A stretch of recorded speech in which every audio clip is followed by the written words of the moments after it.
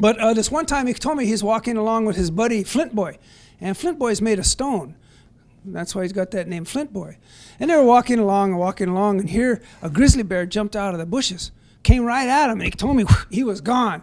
Flint Boy, he pulled his knife, and he started fighting, and he killed that mato, just like that. And Iktomi looked out of the bushes. Hey, good one, Kola. That was good. In fact, Kola, you did so good. I'm so proud of you. I'm going to call you Misu, little brother. Yeah, you really made me proud. And Flint Boy's cutting up that bear. He said, I don't think so. Maybe I'll call you little brother. I killed the bear. Well, no matter. Don't argue. It's a really beautiful hide that's going to make a nice blanket on my bed, keep me warm. Flint Boy said, well, I don't think so. I killed this bear. It's going to keep me warm.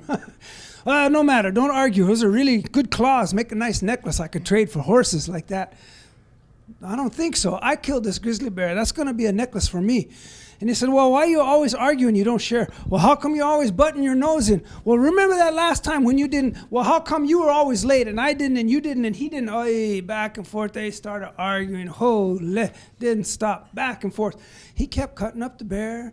They built a fire, kept arguing. Yeah, and you should have been there that time, but you didn't. And your wife was supposed to. Yeah, and you stole the horses. And back and forth forever.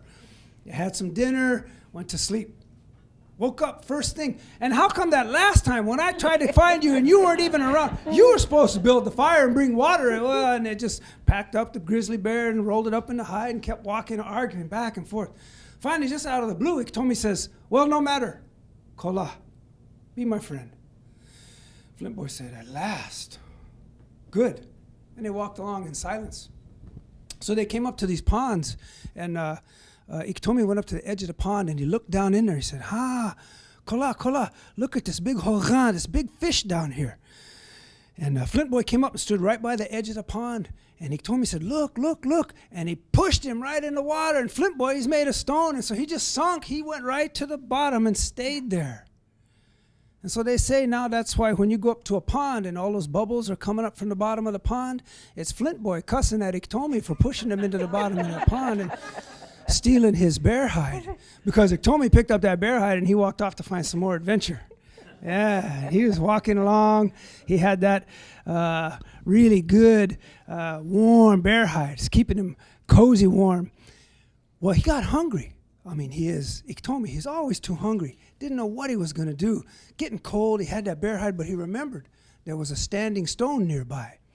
So he walked toward that standing stone, because wherever there are stones that are a certain way, you can tell. When you see a standing stone, just so, it's a sacred place. You go there and pray, you make an offering, and your prayers will be answered. And he remembered there was Iainaji, a standing stone, somewhere nearby. So he walked until he found that stone. He got up to him close and he prayed, hey, Grandfather, I'm cold and I'm hungry. Wota, I want some food. I want chi. I'm really hungry. I have nothing to give you but this hide. And he put that bear hide up around that stone.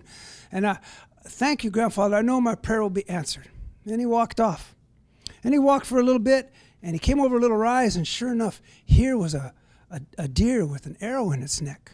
And he looked around, didn't see any humans.